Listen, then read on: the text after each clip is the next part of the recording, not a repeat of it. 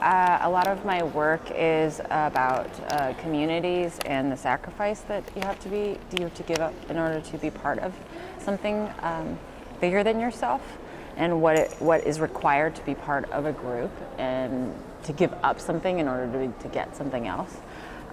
So it was basically, I wanted something that would create a community and something that was permanent, and something that required each individual to basically take a risk and give up something from themselves and make it a permanent decision to be part of something. It's been amazing. I was actually really surprised by the amount of people interested. I think this is the fourth day, and we're halfway through the fourth day, and we have 90 or maybe more people. I don't know, maybe 100 or something like that. And we've been trying to squeeze people in. Everyone wants to get a tattoo, and it's a permanent thing, you know? It is a small dot, and it could be, it's the size of a birthmark. Here's mine right here. I gave this one to myself. And so it's something that can disappear on your body in some ways. Like, you can forget that you actually have it.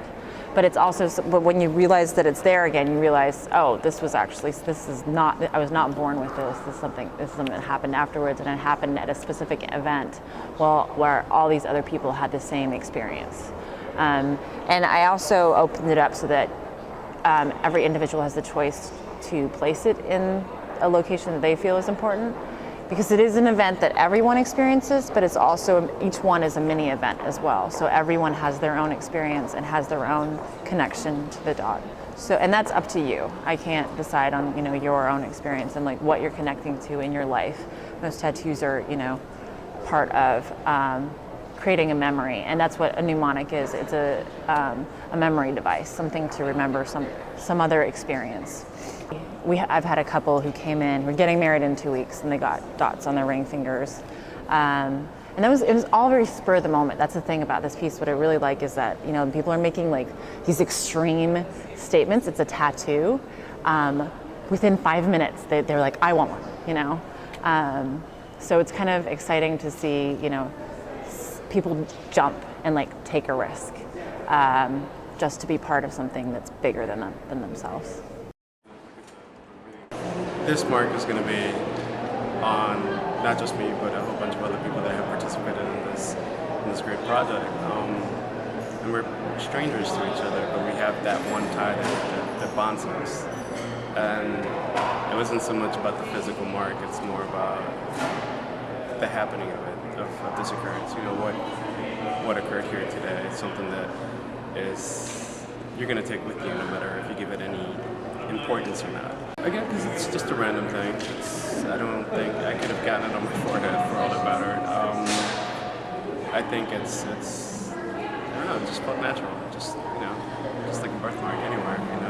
There's no way where they're going to show up. So I thought it would be a simple solution. I'm not really concerned with hiding it or keeping it for myself. I just want it to be there and obvious and kind of oblivious to what it is.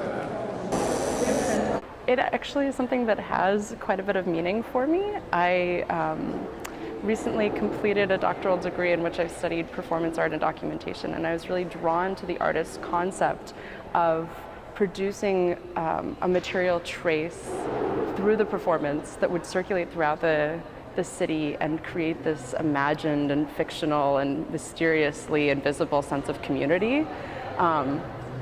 So I really liked the concept behind it, and I also wanted to celebrate the fact that I finished my degree with a sort of reward, but also a reward that's free, which I really appreciate. And I was talking to the artist about that, the fact that she considers part of what she's doing to be a gift that she's giving to all of these different people, and a gift that is the gift of ink, but also of her labor and her time, and yeah, that's kind of nice. So lots of reasons went into this. Actually, it wasn't haphazard at all.